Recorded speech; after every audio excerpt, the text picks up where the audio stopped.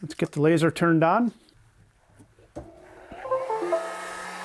Frame it out, and I've already lined up the focal distance on this, which is pretty easy to do with the Atezr laser. It's got the side handle that's your focus knob in essence. So now that I've got it all set up, we're gonna let her rip.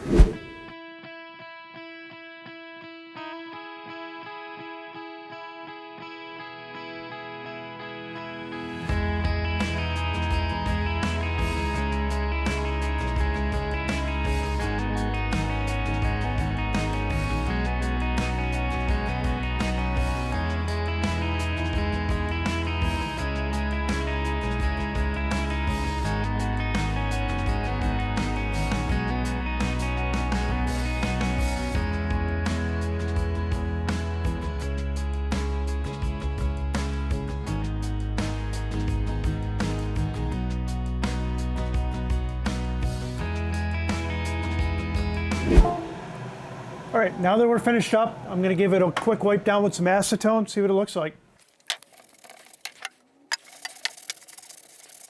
Okay folks, that's the finished project. Turned out pretty well. 1500 speed, 50% power, took about 2 hours to do. It looks pretty good. The etching's pretty deep. I think I saw when I measured it out, 0.14 millimeters on the calipers, which is a pretty decent etching. With the 2-watt laser that I used in the past to do this project, if you want to take a look at that video, the etching was a little bit finer, but I would expect that with a 2-watt laser. That beam is a little bit smaller, a little bit tighter, so you're going to get that. But this Atezr laser, 20 watts, will definitely do granite. I'm pretty impressed with it all the way around for the stuff that I've done so far.